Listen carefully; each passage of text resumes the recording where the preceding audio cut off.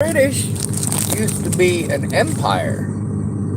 That's right, India used to be a part of Great Britain and Australia. Lots of commonwealths. Australia's a commonwealth. The British kind of think of the United States as a commonwealth. Whew. We all know the Nazis were some evil some bitches, don't we? We don't bother to take a look at Winston Churchill. Winston Churchill was a highly intelligent man. Highly intelligent. Matter of fact, if it weren't for Winston Churchill, we'd have never had the advent of the tank in World War I. And of course, we would have had no George S. Patton without them tanks.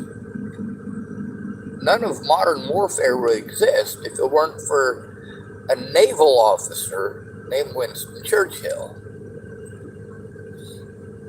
When Winston Churchill came to power, well, Neville Chamberlain had already fucked up a lot of stuff. There was zero chance at all of Great Britain maintaining its empire after that. There was no way. Same thing with France.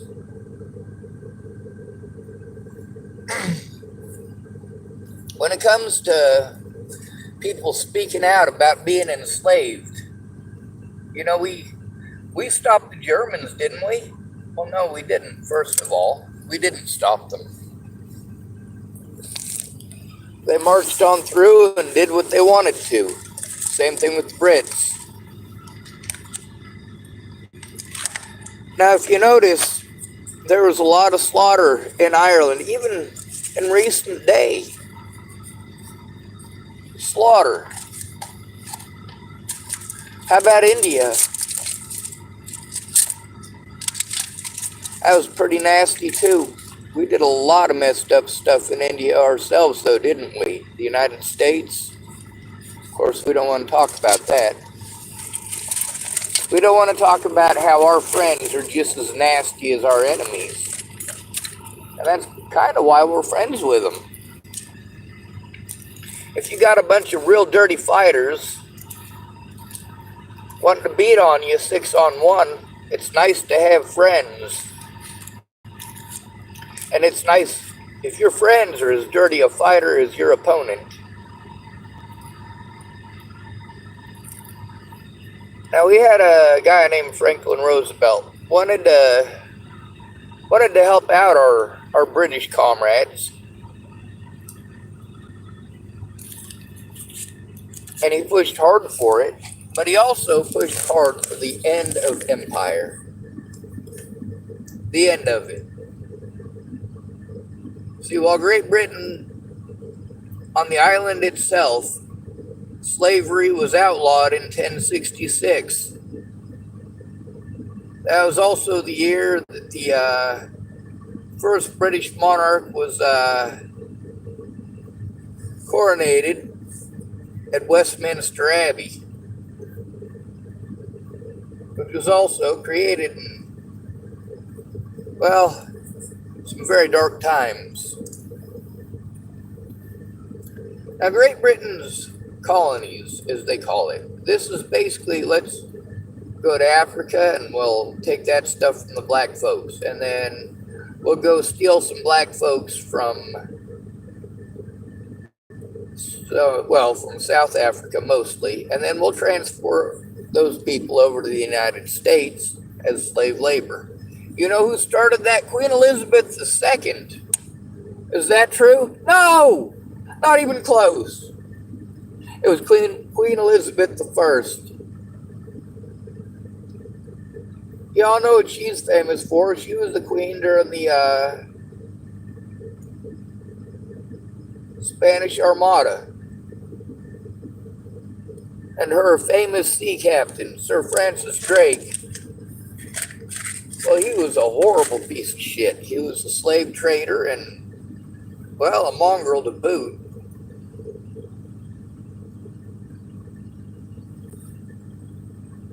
Nobody did it for a rich woman. We want to talk about how Queen Elizabeth I was the Virgin Queen. No, she was a fucking outright slut. Straight up. She liked dick, and that's okay. Well, not back in that day.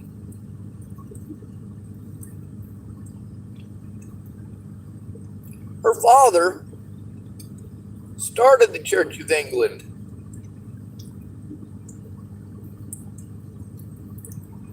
That's right. The Church of England, alive to this day.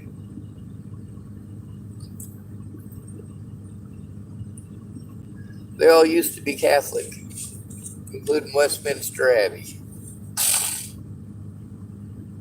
It used to be that the only Christianity there was Catholicism, and if you weren't Catholic, you were a heretic.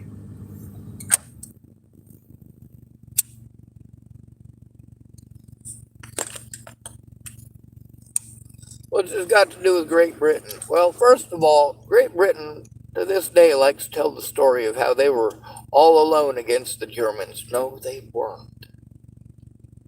No, they weren't. Not even during the Battle of Britain. They had Canadians there. Not Brits. Don't get me wrong, there were Brits there. But a Canadian is not a Brit. An Australian is not a Brit. A Polish person is not British either.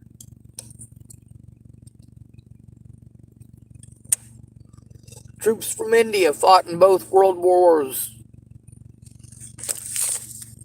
Not sure if you knew this, but Gandhi came around and did his stuff after the world wars, trying to get freedom for India.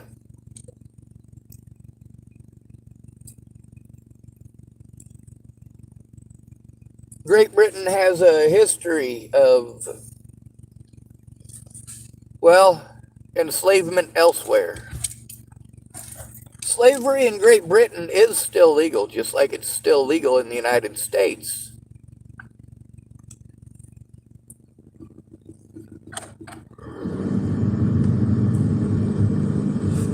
But not in the same way. They call it something different. Slavery has been illegal in Great Britain since 1066, so you just call it something else.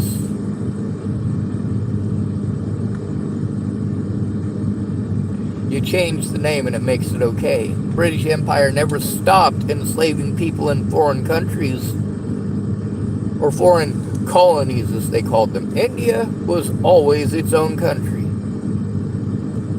regardless of what the Brits wanted to think.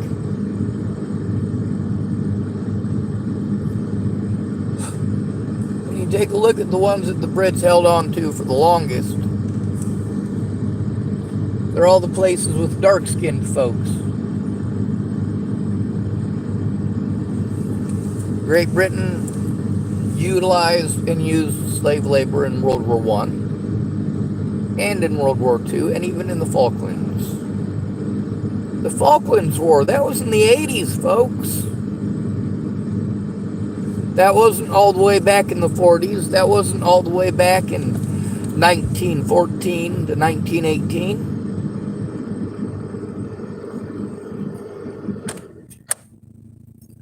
When it comes to the wholesale slaughter that the British wrought, we like to put it all on the Germans, all of it. I am not in any way, shape, or form sticking up for the Germans as far as what the Germans did. Especially the Nazis. That shit is abhorrent. And the United States picked up that model not long ago. Since the 1940s, we've been pushing ourselves into a modern Nazi society.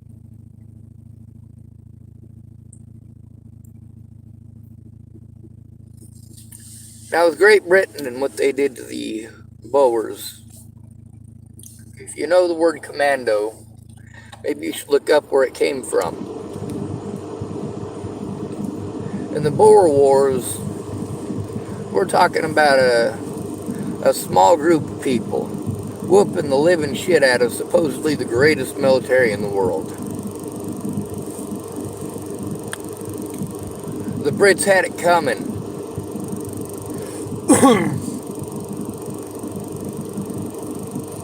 Their reign of terror came to an end because of Franklin Delano Roosevelt. There were certain things that he was willing to do, but only if Great Britain was willing to capitulate as far as slavery abroad. That's right, Great Britain had to give up its slaves.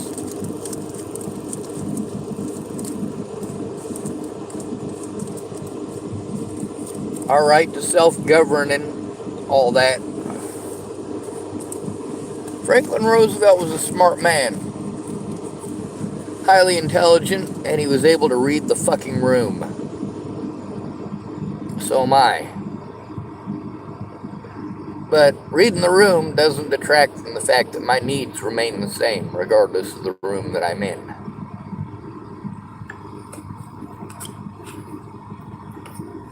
The way that Great Britain treats the homeless. It's much like the United States. We don't advertise the horrible things that we do to these people, or the wholesale slaughter of these people, or the number of deaths brought about by bad laws because you just don't want to see them. Article after article after article here in the United States talking about how they're trying to get rid of unsightly, that's right, it's about looks. Unsightly homeless camps. Meanwhile, we got people who are vandalizing and lighting homeless camps on fire, attempting to murder hundreds of people in some of these places.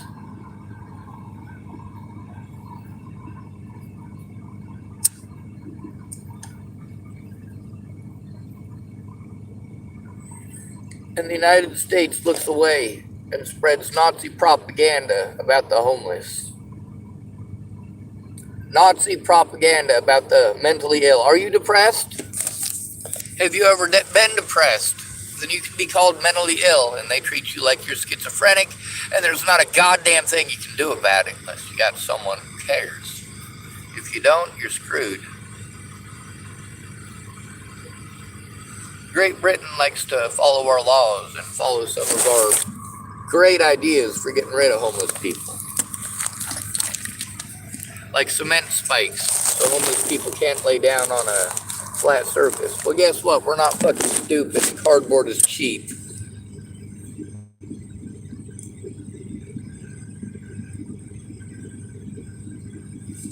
You want to put up a bunch of pigeon spikes for human beings so that human beings can't sleep there? You want to lock the doors to any public restrooms? And then anybody who asks to use the bathroom after you lock those doors is a fucking criminal, right? I'm grossed out by Great Britain. They're not that great.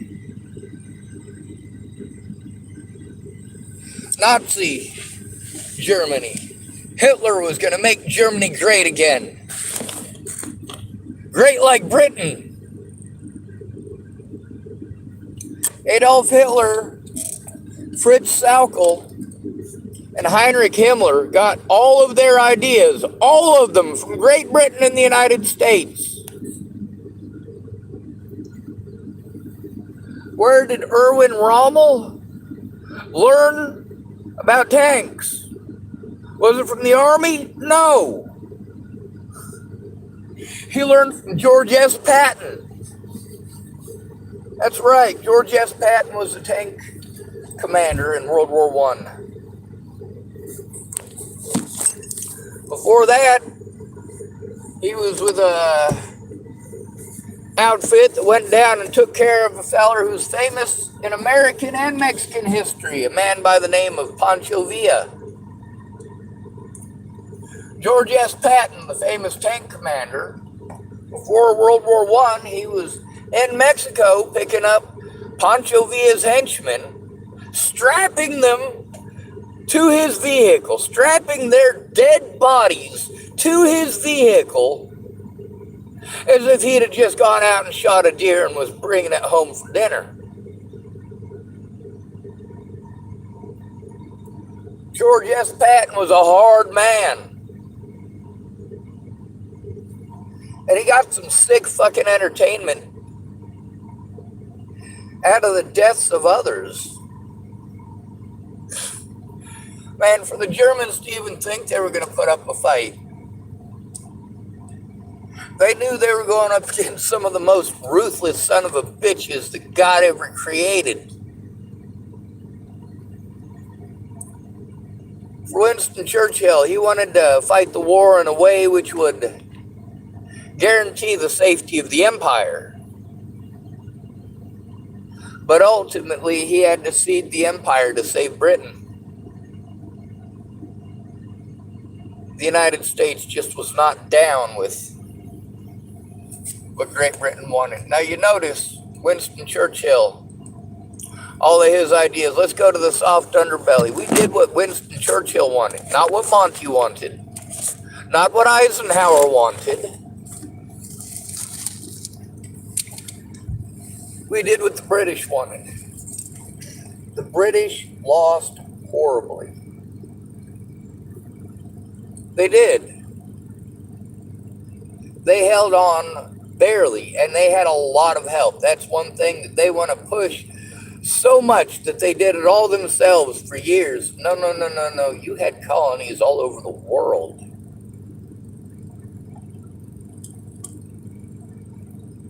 The Germans knew it was going to be a global war. Anytime you have to deal with Great Britain, it's going to be a global war. They can pull troops from everywhere.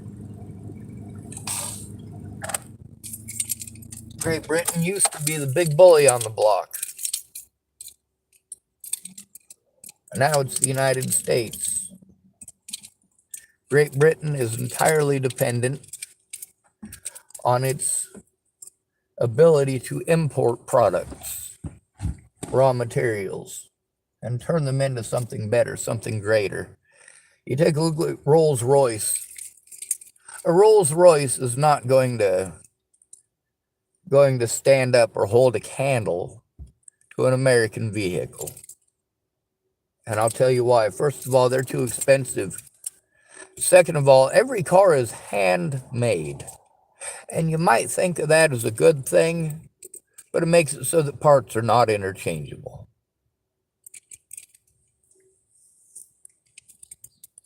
When it came to the Spitfire, the problem with the Spitfire was that the parts were not interchangeable, for the most part.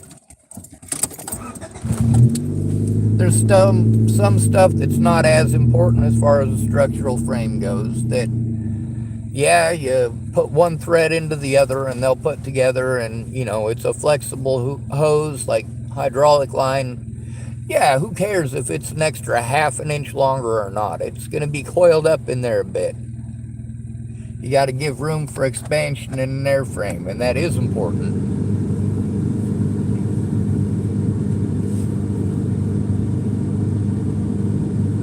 With Great Britain, though, they basically lived on a wartime economy since 1066. Well, that was until the 1960s, when everything that they were trying to hold together fell apart. Why were we in Vietnam? Because the Vietnamese wanted independence from France. Why is it that France and England, the two groups or two countries that we try to set up as the poor innocent victims? Like fucking hell they are. Winston Churchill wanted to use American troops to preserve the empire, to make sure that the empire was secured after the war. That's why we were in North Africa. That's why we went through Italy. That's why we were on Sicily.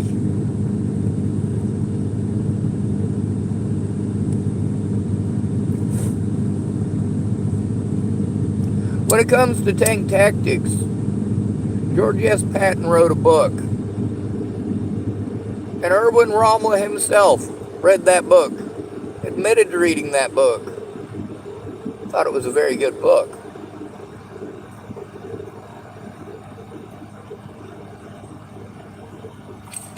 the Germans were trying to fight a war which was not theirs. We talk about the technological superiority of the Germans. They didn't have it. They did not have it.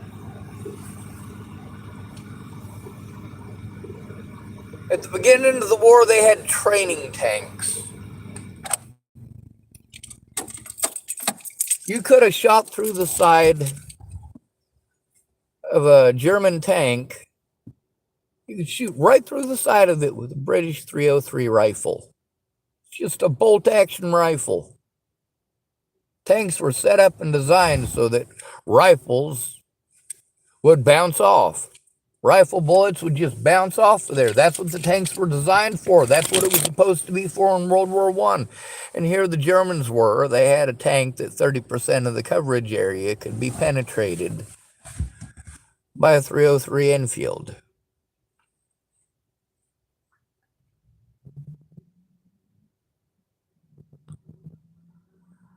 The Germans didn't have anything superior, not in World War I or World War II.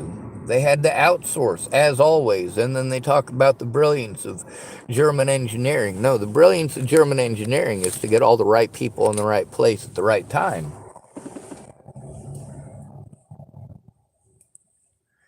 In World War II, the Nazis had multiple projects going on in multiple facilities with multiple groups of people that if those people had worked together would have achieved a lot more, a lot faster.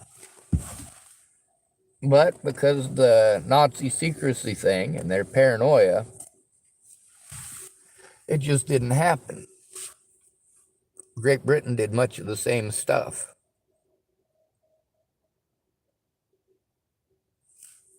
When it comes to a lot of the territories that Great Britain took over by force, and then complaining about the Germans doing it, the United States having forced labor camps, and then complaining about the Germans doing it. We have forced labor camps in the United States to this very day. There are still black people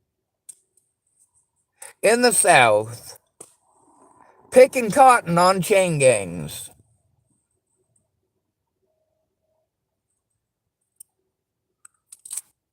Just because you're in prison don't mean you're guilty. You might just be broke. Great Britain used to have special prisons called debtor's prison. Also, they used to beat women publicly.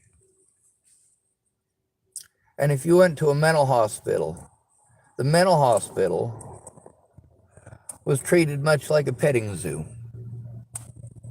You could pay admission and go in and look at the crazies.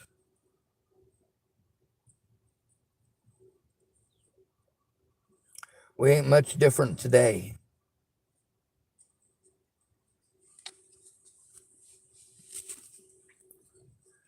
I'm not saying what the Nazis did was right, because it wasn't. What I'm saying is that it was wrong of Great Britain to do it. It was wrong of the United States to do it. And it is still just as wrong today as it was then. And these peoples are just as strong today as they were back then, if not stronger. Technological advantage and all that. You notice who we go to war with. We go to war with third world countries. We go to war with countries that have abundances of oil. We go to war with countries that stand up to Christians who bully them.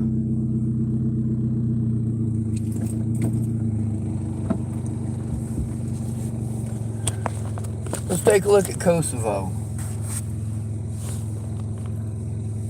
That was Christians wholesale slaughtering Muslims. What did we do? The bare fucking minimum. We had a lot of different countries that were trying to push us into that. Hey, why don't you Americans fight this war for us?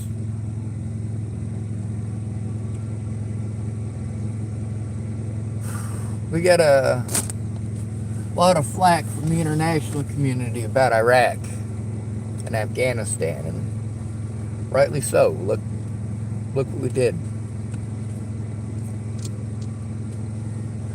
Blowing up weddings? Come on now, that's some sick shit. You take a look at who the Germans went after at the very start. They start off going after the Jews? No. They start off going after the blacks? No. They started off going after the mentally ill and the homeless. And you won't listen to us because we must all be mentally ill. And then you tell us not to judge you. You tell us we can't judge the police as a group. Meanwhile, they're a brotherhood that does not act in your best interest. They don't give a fuck about you. You're not a human being to any police officer in this country. You cannot be a good person and still be a police officer. And I maintain that.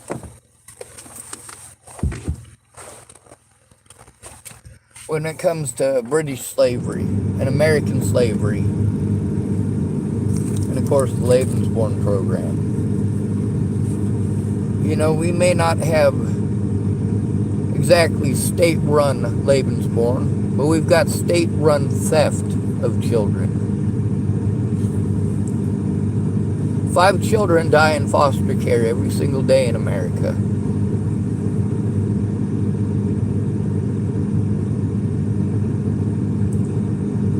Now, what Winston Churchill had to cede to in order to get America's assistance the way that he wanted in the war. It was nice of Franklin Roosevelt to require that of Great Britain. It's just sad and pathetic that that has never been required here in the United States. You say the words, but they have no meaning. Good to be rid of you. Thanks for coming to visit. Stay out of trouble or don't get caught. Remember, you are your brother's keeper, and no victim left behind.